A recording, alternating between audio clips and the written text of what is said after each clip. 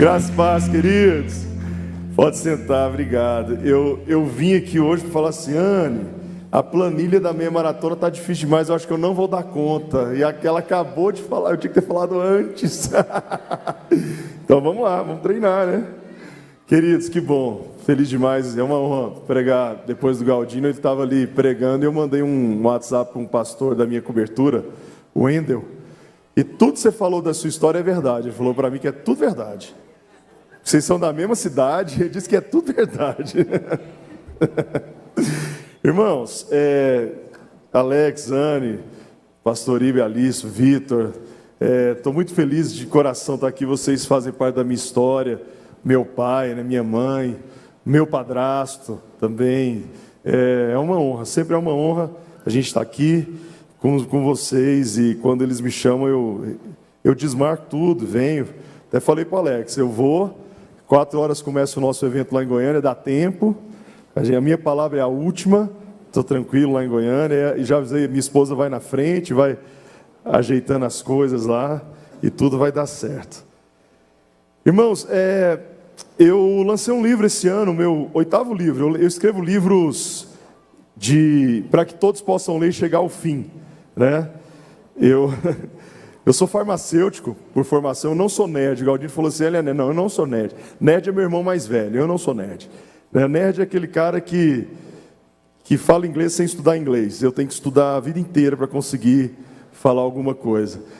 Mas com o tempo, lidando com jovens, eu fui escrevendo livros para que todos leiam, adolescentes, jovens. E eu lancei esse agora, o meu 8º ou 9º livro, 7 Passos para Encontrar Meu Propósito, está ali fora. E eu trouxe um pouquinho ainda da última edição do Segura a Onda, que foi o livro que eu mais vendi na minha correria de vida. O Gustavo, o jovem lá da igreja, está comigo, está ali fora, você pode adquirir. Esse livro eu fiz diferente, no final de cada capítulo, você que é adolescente, estou vendo muito adolescente aqui, tem um QR Code, você aponta seu celular e vai para o vídeo no canal, eu bato um papo sobre o que a gente escreveu aqui. Está muito legal, aceitação muito boa, você vai ser muito abençoado, tá bom? E eu creio que vai ser bênção para você, para a sua família, para todo mundo. Eu estava vendo aqui o Galdino pregar, vendo a turma vir na frente, estava lembrando que no carnaval, há anos atrás, eu sou casado com a Cibele há 23 anos, eu tenho uma filha, minha filha mais velha fez 18 anos, a Lísia. A Lísia está agora, ela odeia que eu falo isso, o Enem bateu na trave a medicina, mas foi por pouco. Ela, filha, vai para o cursinho, você vai conseguir. E a Daça tem 16 anos, está no 2º ano. E eu lembro que há 27 anos atrás, eu estava no evento de carnaval, e o pastor de jovens fez um apelo. E eu fui o primeiro que fui numa escada assim, era uma escada, era num acampamento. Eu lembro da canção que o pastor cantou. E ele fez um apelo para quem queria ser missionário. E eu fui à frente querendo ser missionário. Mal sabia que tipo de missionário eu ia ser, né?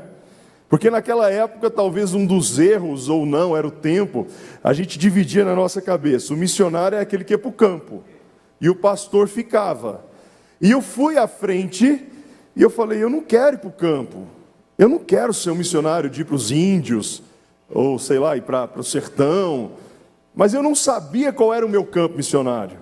O pastor cantou uma canção que era mais ou menos assim, ó. A minha vida eu entrego a Deus, pois o seu filho entregou por mim. E eu fui à frente chorando. Falei, Senhor, eu quero ser um missionário. E o Senhor me levou para uma missão, irmãos. A vida inteira eu estou dentro de um campo missionário. E quando eu fugi do campo missionário, Deus me trouxe de volta para o campo missionário. E eu quero hoje falar um pouco sobre você estar dentro de um campo missionário. O termo que nós usamos para isso hoje é ser missional. Ser missional. Quando eu estava com 18 anos na faculdade, todo universitário tem 2 características, principalmente se ele é da Universidade Federal. Ele está estudando e o segundo, ele está sem dinheiro, né? Quebradaço. E aí, RU, você também sabe RU? O RU, já que você falou do RU, restaurante universitário, a gente deu nome aos pratos, né? O bife 007, duro, frio, com nervos de aço, não é verdade? O tutu cimento, Você não conseguia tirar o garfo do tutu, né? E aí um amigo meu falou assim, por que você não dá umas aulas? Vai dar aula, cara, ganhar uma grana aí. E eu comecei com 18 anos a dar aula de reforço. Química, matemática, biologia. Meu primeiro salário foi sem o RV. Quem lembra do RV aí? Sem o RV. Eu cheguei em casa tão feliz com meu sem o RV. Tirei o dízimo. E meu pai levou um casal de missionários para almoçar lá em casa. E o Senhor falou comigo assim, dá tudo para eles. Aí eu falei, tá amarrado. Né? E o Espírito Santo falou, você não pode me amarrar, filho. O meu primeiro salário, irmãos, eu devolvi meu dízimo e dei tudo de oferta. Tudo de oferta. E aí então foram 18 anos na sala de aula. 18 anos dando aula de biologia. Ganhei muitos alunos para Jesus. Plantava cultos no recreio. Hoje eu vou treinar numa oficina 100 jovens para plantar culto nos recreios das escolas agora à noite. Eu estou indo para Goiânia para isso. E aí então, eu fiquei um dia, a agenda e a igreja começou a me engolir, e eu então falei para minha esposa assim, olha, eu acho que é hora de eu parar com a escola, e eu parei com a escola. Mas ano passado, pós-pandemia, né, eu fui acompanhando minhas filhas estudando em casa, e eu fiz um curso, fui fazer um curso que eu sempre tive vontade de fazer, de capelania. Os irmãos entendem o que é capelania? Quem sabe levanta a mão. E eu fiz então um curso de capelania aqui no Brasil, mas por um curso vindo dos Estados Unidos. E lá você vê sobre capelania, para quem nunca ouviu falar disso, né? Capelania de catástrofe, por exemplo. Houve agora um acidente lá em Petrópolis, os pastores vão para lá, os capelães vão para lá, para cuidar das famílias enlutadas, ajudar a levar alimento. Tem capelania de hospital, capelania de empresa, capelania de escola. As escolas evangélicas sempre tem um pastor da escola. E eu fiquei maravilhado com aquele curso, e aí então, terminando o curso, eu fui visitar algumas escolas ano passado. Me reacendeu o meu campo missionário. Aquele dia que eu aceitei ser um missionário, não era para ir para o campo missionário. O meu campo missionário foi a escola. E aí eu fui visitar escolas. E eu fui para uma escola de uma amiga, de uma ex-diretora, e falei, olha, eu quero me voluntariar a ser um capelão da sua escola. Você não precisa pagar nada. Quinta-feira eu desloco meu gabinete para cá, e eu quero ouvir os professores, eu quero orar com os alunos, eu quero fazer os cultos, treinar os meninos para fazer culto no recreio. E numa escola evangélica é muito fácil fazer isso. Eu comecei a atender alunos, muitos alunos com ansiedade, muitos alunos com depressão. E eu atendi alunos por vídeo, aquela volta das escolas, e muitos milagres começaram a acontecer. Comecei a atender os professores também. E aí eu falei, não, eu quero agora um nível hard, agora eu quero algo mais. E eu comecei a visitar os meus amigos das escolas que não são confessionais, que não são evangélicos. Falei, olha, eu quero doar uma manhã da minha vida e eu quero ficar aqui. Aí os diretores falavam assim, olha André, não tem jeito, aqui as pessoas não vão entender, pastor dentro de escola, e as portas se fecharam, não deu certo. E uma dessa escola, um amigo meu falou assim, olha, eu não posso te trazer para cá, mas está vindo o novo ensino médio. E eu nem sabia do tal do novo ensino médio. E no novo ensino médio, existem matérias que são eletivas. Eu não sei como é que está o novo ensino médio em Brasília, estou falando de Goiânia, tá? Existe, por exemplo, educação financeira, existe ambiente, existe uma matéria projeto de vida. E eu achei muito legal o título projeto de vida, isso era no mês de setembro. E ele falou, olha, a editora me mandou uns livros, eu nem vou aplicar agora porque eu não sou obrigado, mas lê, você gosta dessas coisas? Lê. E eu peguei aquele livro, o cara não me quer aqui, mas me deu livros, e eu fui para casa. E eu li os livros da editora sobre projeto de vida. E aquilo me queimou no coração. E aí, então, eu aprendi uma coisa na minha vida, irmão. No dia que vier a oportunidade para você, você tem que estar pronto para ela. Aí minha filha, não passou, minha filha estuda numa das melhores escolas de Goiânia, e que foca medicina, né, essas coisas assim. Goiânia tem muito esses cursinhos assim. E aí minha filha falou, pai, eu quero fazer cursinho, não quero esperar o resultado do Enem, vai lá na escola, faz a matrícula, por favor, tal. E ela já tinha estudado o ensino médio nessa escola, e aí toda vez que eu ia fazer a matrícula da minha filha nessa escola, o dono da escola, um grande amigo meu, falava assim, André, antes de fazer a matrícula, você tem que passar na minha sala, tomar um café, orar comigo, porque você vem aqui na escola, não pode só para fazer matrícula. E naquele dia eu marquei o horário com o dono da escola, eu falei, olha, não deu, bateu na trave, eu quero fazer a matrícula da minha filha. E aí ele falou assim, cara, eu ia te ligar, eu preciso falar com você. Pode falar. tem uma nova matéria chamada Projeto de Vida. Eu tenho aqui 5 psicólogos na escola, mas eu queria você dando essa aula para o primeiro ano. Eu sei que você está fora da sala de aula. Só que tem um agravante. Quem dá aula aqui na segunda tarde, terça tarde, tem que ir para a nossa unidade de Anápolis. E eu peguei e eu falei, cara, você me dá um dia, eu preciso pensar. Mas eu já sabia, irmãos, já estava queimando. É o meu campo missionário, né? É o meu campo. Bill Hybels fala o seguinte: aonde tiver sua santa indignação, ali está seu chamado. Meu irmão, se você falar de adolescente para mim, meu coração queima. E no outro dia eu só mandei o zap. Ok. O que acontece? Olha só que loucura, irmãos. Eu fui oferecendo ano passado, fui me oferecendo. Hoje eu sou contratado de uma das escolas, de um dos cursinhos mais conceituados no Brasil já, para falar de projeto de vida. Toda semana eu estou com 300 adolescentes. Sabe o que eu tenho que ensinar para eles? Propósito de vida, irmãos. Oh, meu Deus. Propósito de vida. Pensa um cara que vive aquela frase: eu não trabalho, eu faço o que eu gosto. E na sala dos professores eu estou com os meus amigos. E ali, irmãos, eu sou a Bíblia que eles leem. Você está entendendo? Aonde eu quero chegar? Eu quero te dizer uma coisa: essa manhã eu quero te chamar para você não ter só uma profissão, mas para você ser missional. Você ser a Bíblia que as pessoas leem. Para você ser a carta viva que o Senhor nos fala. E eu quero então ler um texto que está no livro de Êxodo, vai aparecer aqui, capítulo 17, que na verdade foi o texto que segunda-feira eu fazia na minha devocional. Lá na nossa igreja nós temos aquela leitura diária da Bíblia. E a Bíblia é muito viva, né? Êxodo 17, a partir do verso 8. Deus me deu essa palavra: olha, se você levantar as suas mãos como Moisés, as coisas vão acontecer. As coisas vão acontecer.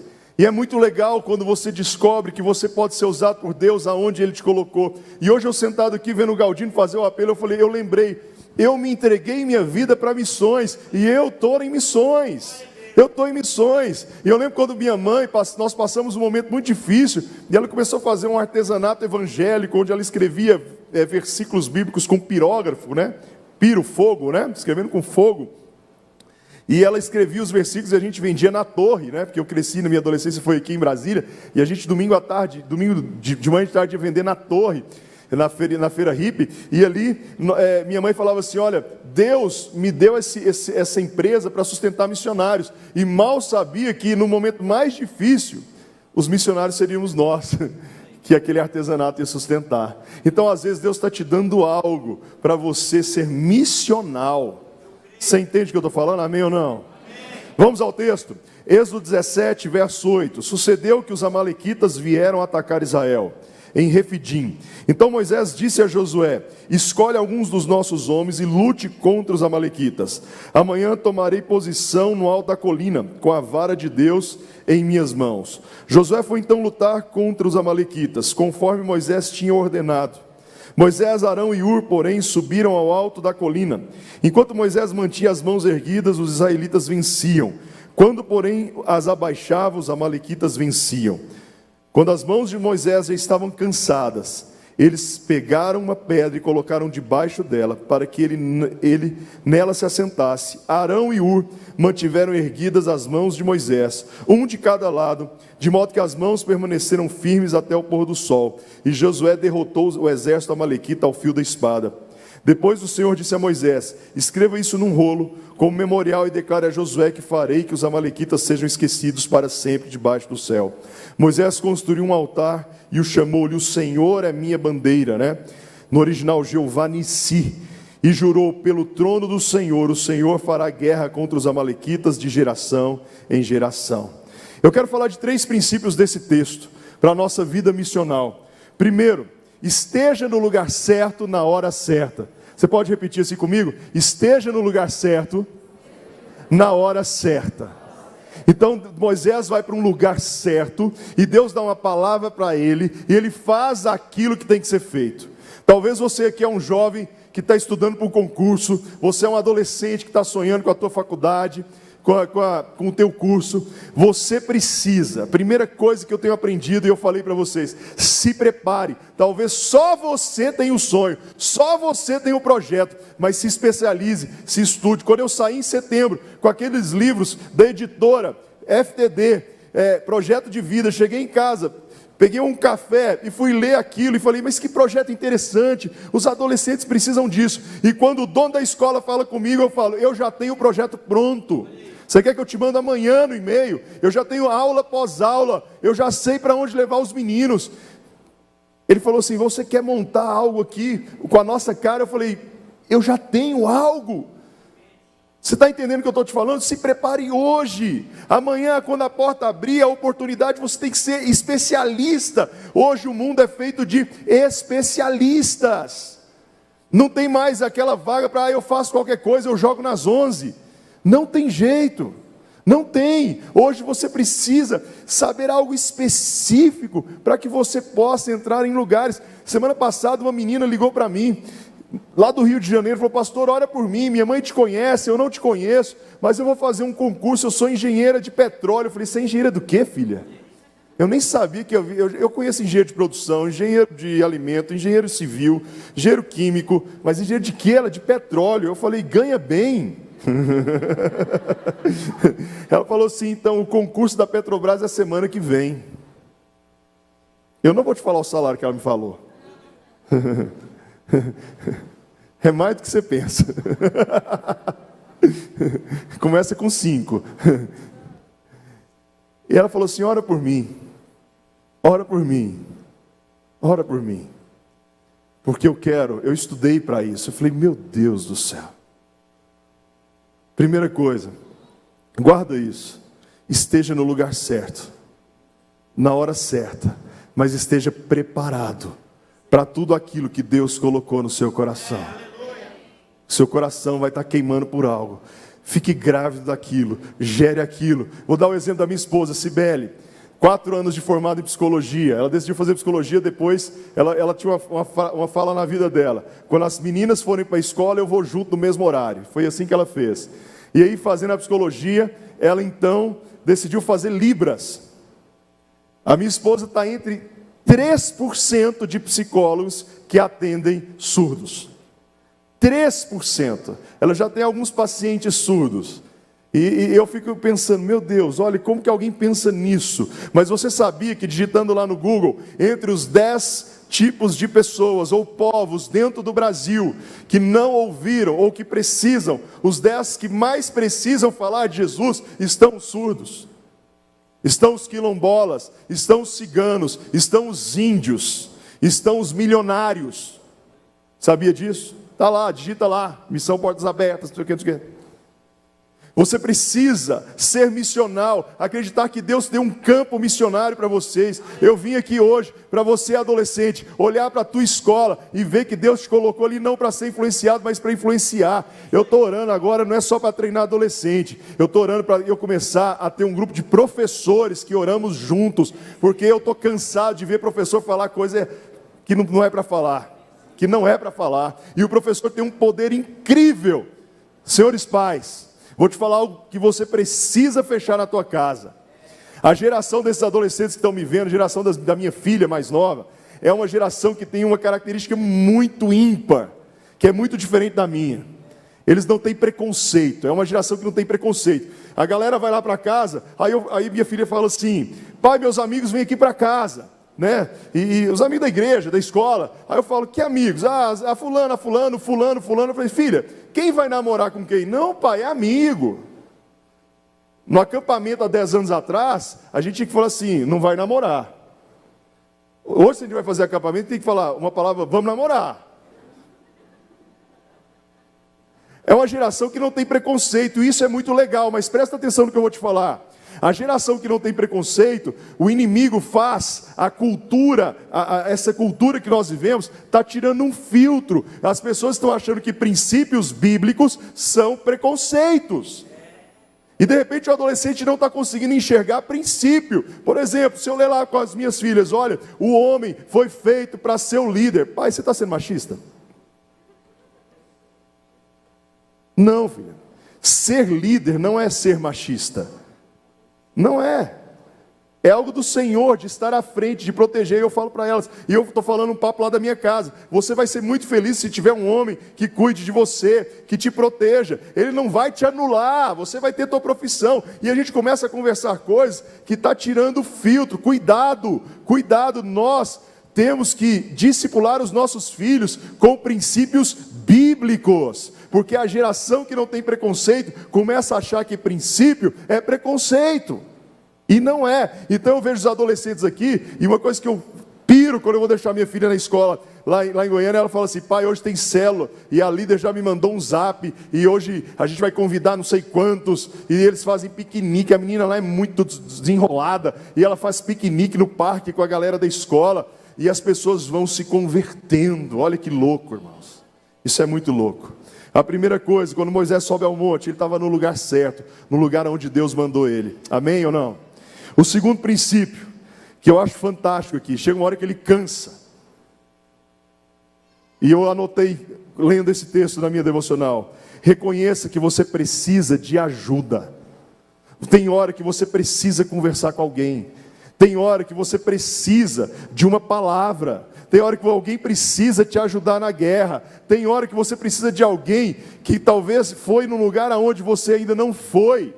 E ele fala assim: olha, eu vou te levar nesse lugar, a palavra da moda, nessa mentoria, que eu gosto muito mais de discipulado. Esses dias um jovem da minha igreja me ligou e falou assim: pastor, o pai dele já faleceu, e ele é da nossa igreja desde os 6 anos. Pastor, eu estava conversando um negócio com minha mãe aqui, e ela disse que eu preciso conversar com você. Eu falei: cara, vai lá para a igreja. Ele pegou um Uber, foi lá para a igreja, 17 anos, falou: é o seguinte, eu estou namorando uma menina, e ela não é crente. Ele é minha ovelha desde os 6 anos. E eu falei assim: cara, você está namorando uma menina? Eu estendi a mão: que massa, velho. Estou feliz demais de você namorar essa menina. Aí ele falou assim: mas ela não é crente. Eu falei assim: cara, eu quero te pedir algumas coisas. Primeiro, se eu te falasse para você não namorar, você ia ficar grilado comigo. Então você vai ter as suas experiências. Mas você vai perceber que vai ter um lance diferente. Tem dia que você vai querer, você é muito crente, você vai querer vir para a igreja, e ela não vai querer. E aí vai começar a ter uns atritos. E a outra coisa que eu queria falar para você, é que eu queria fazer uma oração que eu chamo da unção do André. Aí ele falou: mas da onde você tirou isso? Não sei, inventei agora, falei para ele. Eu falei assim: olha, vocês vão beijar. E aí, como o Galdino falou, né, não é demônio, é hormônio, né? Parece a palavra, mas não é, né? Aí você vai querer transar com ela. Pode falar isso aqui, Anny? Alex, pode? Pastor Ibe chegou. E aí nessa hora, porque beijar é o start. Quando você beija, você aperta o botão. Aí eu dei uma aula de biologia para ele, né, de neurotransmissores, né? Cara, aí vai começar a rolar uma química dentro de você. E aí o seu corpo está avisando: ó, início do sexo. E aí você vai querer mais. O beijo é bom. E aí nessa hora é perigoso vocês dois darem um amasso. Ele: pastor, que isso, pastor? Que onde você está indo? Eu falei: cara, isso vai acontecer se eu não te avisar. E se você tirar a roupa, cara? E se vocês dois ficarem pelados? Agora eu vou orar por você. Ele falou: pastor, você está doidão? Eu falei assim: eu oro e declaro em nome de Jesus. Quando você orar por ela, quando você olhar para ela, você vai me ver pelado. E aí, bicho, você não vai pecar. Ele: claro que não. Claro que não, pastor. Eu vou sair correndo. Eu falei: é isso. Algo vai acontecer e você vai olhar para ela e falar assim: mas por que o pastor está pelado aqui na minha frente? Irmãos, deu 4 meses, ele me ligou: pastor, a gente precisa conversar. Eu falei: misericórdia. Aí ele falou: não, pastor, sua oração não aconteceu não, calma. Aí ele foi lá no gabinete de novo e falou assim: pastor, eu vim há 4 meses atrás, e eu queria voltar aqui e dizer que eu já terminei o namoro, que tudo que você falou aconteceu mesmo. Eu queria ir para a igreja, ela não queria. E eu percebi que estava algo diferente. Eu falei: a Bíblia chama de julgo desigual. Ele: é isso aí, eu estava esquecendo o nome. Ele falou para mim: e eu quero te agradecer por você estar comigo nessa caminhada. Cara, deixa eu te falar uma coisa. Procure teu pastor, procure teu líder. Confesse as suas tentações antes que você peque. Pastor não assusta, pastor não sai correndo. A gente já viu cada coisa. A gente já viu, meu Deus, Irmãos, lá no inferno nem tem cadeira, tanto que o diabo se levanta contra a nossa vida, não é? O diabo se levanta. Quantas vezes eu fui expulsar o demônio e o demônio falava assim, eu te odeio. Eu falei, mas você já me falou isso. Graças a Deus. Dura quando você vai expulsar o demônio e o demônio fala assim, estou com saudade. Misericórdia. Né? Ele fala que me odeia, amém. Então peça ajuda, não ande sozinho. Para você cumprir sua vida missional, peça uma ajuda a alguém. Alguém que já foi aonde você quer ir. Amém? Não aceite, frasezinha de Instagram, não aceite crítica construtiva de quem não construiu nada. Ouça crítica de quem pode te ajudar, de quem vai falar assim, olha, não está legal isso aí. Quem é casado aqui, ouça sua esposa. Lá em casa, minha esposa, irmãos, não tem autoridade nenhuma na minha vida, pastor. Nenhuma, nenhuma, mas tem um poder, cara. Ela tem um poder diferenciado, né? Que ela fala assim, ela já até me alertou, ela falou assim, olha, olha o jeito que a CBF fala comigo, você voltou para a pista. Eu falei, que é isso, amor? É para a escola. Não perca teu propósito, porque agora as pessoas vão descobrir que você está na pista de novo. E Deus tem um propósito para você. Deus tem uma missão para você. Ouça pessoas que te amam, que querem o seu bem, que entendem, talvez estão enxergando as suas lutas de fora, e que vão falar assim, continue. Pessoas que por um detalhe, irmãos, um detalhe muda a tua história. Eu fui fazer um estudo, eu gosto muito de ler, eu gosto muito de esporte, eu já fiz tanto esporte, eu acho que eu não sou bom em nada, porque eu fiz um monte, eu não me especializei. E esses dias eu fui ler sobre salto com vara, esse eu não tenho vontade nenhuma.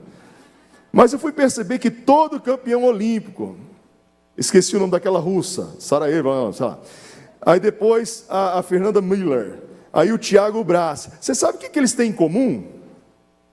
Você já pensou por que esses caras ganharam medalha de ouro no salto com vara? Porque eles têm o mesmo treinador. Você acredita nisso? Quando um ganha medalha, o outro vai lá e contrata aquele treinador. E esse treinador, ele ensinou um jeito de pegar na vara diferente, tem uma pegada diferente. E é essa pegada que faz centímetros que dá uma medalha de ouro pro cara. Às vezes você está fazendo algo e você está precisando de alguém que fale assim, cara, muda só isso aqui, ó. Só muda isso que as coisas vão andar. Acredita na sua vida missional. E a última coisa que eu quero falar para orar por você. Obrigado, eu amo pregar aqui, eu só gosto dessa parte, não estou brincando. Eu gosto também do almoço, o almoço eu gosto também.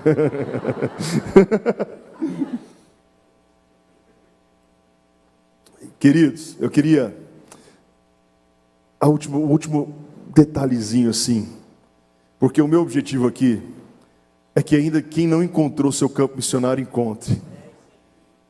O jovem, o adolescente, você está indo para a universidade, saiu o Enem agora, o SISU aí, eu não sei, mas deve ter alguém aqui que está indo para a universidade, cara.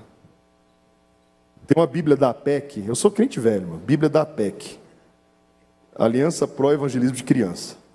Você abre na Bíblia da APEC, tem lá assim, ó, de 5 a 8 anos, tantos por cento se converte. O maior número de pessoas que se convertem na igreja é quando é criança, lá na salinha, quando a mãe traz para a igreja. Viu, professores da salinha? Se alguém falar assim, é só um dia na semana, não, mas eu me converti aos 8 anos e nunca me desviei, tá? Foi lá. Esses dias eu quase, há anos atrás, eu quase matei a professora da salinha lá da igreja. Minha filha tinha 4 anos e eu fiz o plano da salvação. E aí eu falei, filha, vamos aceitar Jesus? Pai, já aceitei. Eu falei, como? Na salinha com a tia Lorena. Eu falei, não, cadê? Mata a tia Lorena, você tem que aceitar Jesus, é comigo. Mas você sabe qual é o maior percentual que tem lá na Bíblia da PEC, que as pessoas saem da igreja? Quando vão para a universidade. Mas a universidade é um dos maiores campos missionários que nós temos. Você sabe o que a gente tem que entender agora? Que nós precisamos entrar lá no mestrado, no doutorado, e ser luz naquele lugar. Amém ou não? Amém. Quando eu entrei na universidade pela primeira vez, eu olhei aquele campus lá, o RU, né, o restaurante universitário, e eu falei, é aqui que eu vou fazer meu ministério. E eu plantei um culto lá na hora do almoço, que o meu curso era integral. E esse culto existe até hoje, porque a gente vai passando o bastão e treinando o próximo. E quantas pessoas aceitaram Jesus na faculdade? porque eu olhava aquele campus como meu campo missionário, é aqui. E a última coisa que eu quero falar, querido, o seu propósito te protege. Quando Moisés sobe aquele monte, ele levanta as mãos, a batalha vai vencendo. O Senhor falou muito forte comigo quando eu li esse texto semana. Olha, se você estiver aonde eu te colocar, você está sendo protegido, porque o propósito faz com que gere um peso de responsabilidade em nós, e nós nos separamos e buscamos o Senhor mais, para podermos cumprir aquele propósito. Você está entendendo o que eu estou te falando? Então agora, no meu novo propósito que eu estava te contando, que eu estou batendo um papo com você, quando eu entro na sala de aula, eu entendo que ali eu não estou dando uma apostila, lá no caso é um aplicativo que a gente trabalha, eu estou ali cumprindo um propósito, falando para aqueles adolescentes, existe um caminho, existe algo. E eu não falei para ninguém que eu sou pastor na escola, para ninguém. E quando eu terminei a primeira aula, o menino levantou a mão e falou assim, você é pastor, mano, não tem jeito. Se não é, vai ser. Não tem como esconder o chamado, não tem como esconder aquilo que a gente é, não tem como a identidade, a marca. Encontre o seu propósito. Tenha pessoas com você. E saiba que o seu propósito te protege. E eu queria que você ficasse de pé. E eu quero dar uma dica principalmente para os jovens. Eu sei que a igreja está toda aqui, mas principalmente para os jovens e adolescentes. Eu quero te dar uma dica. Como eu encontro o meu propósito? Como que eu encontro, André, eu tenho 15, 16 anos, como é que você descobriu? Como que foi? A primeira coisa que eu aprendi na minha vida é que aonde algo que te atrai, aquilo ali é o seu propósito. Você começa a ser atraído por algo, por uma faixa etária, por algo específico. Esses dias eu estava lá em Goiânia tem muito boteco, muita boate, e eu vi uma fila numa boate, e eu estava sozinho, voltando para casa, aí eu falei, quer saber, parei o carro, desci, falei, eu sou pastor, eu quero orar por você, tem algum desviado aqui? Mas tem desviado lá em Goiânia, Galdino, meu Deus do céu. E aí o cara começa a chorar, lá na fila da boate. Sabe por quê? Quando fala de jovem, adolescente aqui, mexe comigo, mexe. Esses dias eu estava chegando na escola, a diretora falou assim, olha, você pode atender uma menina por videochamada, ela não sai de casa, ela está em depressão com a pandemia, ela nunca mais veio na escola, e com o retorno ela não quer vir. A mãe me ligou desesperada, eu falei, olha, o pastor está chegando, o capelão está chegando, e eu chamei aquela menina por vídeo, uma menina de 13 anos, linda, líder de célula na igreja. Alguma coisa aconteceu que ela não consegue entender, e ela começou a ter pânico, e por vídeo, irmãos, por vídeo, eu falei, em nome de Jesus, eu declaro que você está curada, e semana que vem você vai vir aqui na minha sala, e nós vamos tomar uma Coca-Cola junto, e ler a Bíblia junto.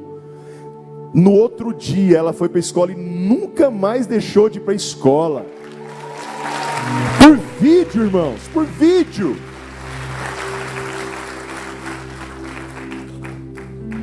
Deus está te chamando para uma vida missional. Eu quero orar por você que aceita esse chamado, como há 28 anos atrás eu fui na frente, eu fui o primeiro, eu ajoelhei.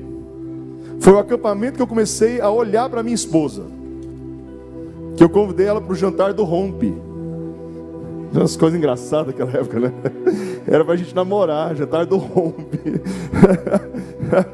Deu certo, né? Deu certo. Foi ali que começou na minha vida algo assim, olha, eu tenho uma missão para você. Tem alguém aqui que quer ser missional? Tem jeito de você vir aqui à frente, eu queria orar por você.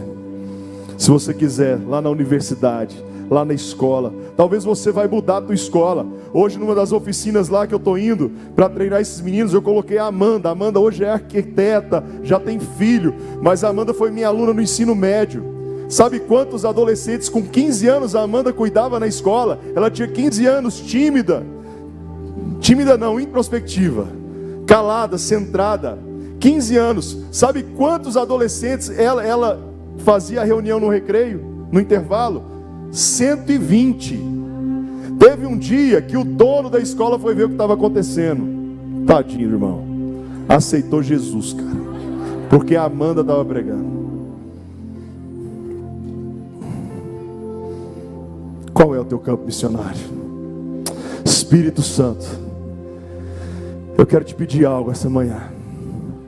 Derrama, Senhor, algo novo na vida desses jovens, desses adolescentes, dos meus irmãos que já são pais, que estão aqui e que entendem que o Senhor tem colocado eles ali numa empresa.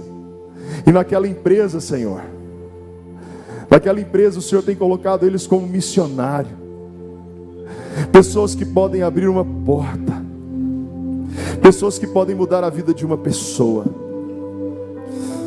Oh Senhor Jesus, quando o Galdino pregava aqui, ele falava de pessoas que não tem nome, não tem Instagram. Eu lembrei daquela menina que a Bíblia não fala a idade nem o nome, mas Naamã, ela ouve dizer que Naamã está leproso. Ela fala: eu sei, meu Senhor, de alguém, né? Eu conheço. A Bíblia não fala o nome, não fala a idade, mas foi ela que deu a chave da cura. A gente não precisa nessa terra de um reconhecimento humano. Sabe por quê? Vai chegar um dia que nós vamos nem lembrar de reconhecimento humano. A Bíblia fala que aqueles que perseverarem até o fim sentarão à mesa com o Senhor. Irmão, você já sentou na mesa com alguém importante? Agora pensa em você sentar na mesa com Jesus. Oh meu Deus, Pai, eu quero te pedir algo. Oh Senhor, enche essa turma aqui com o teu Espírito Santo. Oh xaralabarasarabá. Adolescentes que sejam apaixonados pelo Senhor, jovens que ocupem cargos ali, Deus, para honrar o teu nome.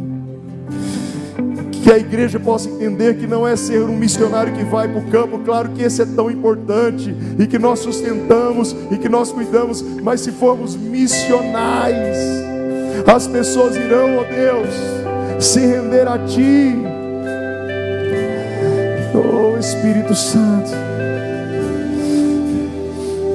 Palma direita, você é palma direita, manda ela aí. Vamos cantar essa canção? Eu amo essa canção. Você pode levantar suas mãos. Você pode fazer dessa música a sua canção. Se eu não tenho pra onde voltar, eu quero ir. Fala, Senhor, eu quero ir. Eu quero ir. Ali vai ser meu campo missionário. Ali vai ser meu campo missionário. Só tenho você, Deus. Seja cheio do Espírito Santo essa manhã. Nós estamos aqui para buscar o Senhor. Fala, Deus, me usa do jeito que o Senhor quer. Me coloca ali na escola. Que eu seja luz ali na escola. Que eu seja luz ali na minha faculdade. Que eu seja luz no meu trabalho. Se eu não tenho pra onde voltar, só tenho você, Deus. Palavras de vida eterna. Pra onde eu irei? Se eu não tenho pra onde voltar, só tenho você, Deus. Palavras de vida eterna. Pra onde eu irei? Se eu não tenho pra onde voltar, só tenho você, Deus. Palavras de vida eterna. Onde eu irei? Se eu não tenho pra onde voltar, só tenho você, Deus. Palavras de vida eterna. Mas sabe, tem alguém aqui essa manhã que tem um chamado missionário específico para uma nação. Eu falei de missão, de de ser missional, de pegar aonde Deus te colocou o seu trabalho e ali ser um campo missionário. Mas eu não quero ser extremista, até porque eu cuido. Eu sou o supervisor do nosso trabalho na Albânia. E eu sei que tem gente aqui também que tem um chamado de falar: não, um dia eu quero ser enviado, eu quero ir para tal nação. Por exemplo, os nossos missionários da Albânia entraram lá como professores. Ela é professora de inglês e ele professor de matemática. Eles estão dentro de uma escola, levando Jesus. Está tendo hoje lá o Festival Rema, festival de dança, o primeiro na história da Albânia.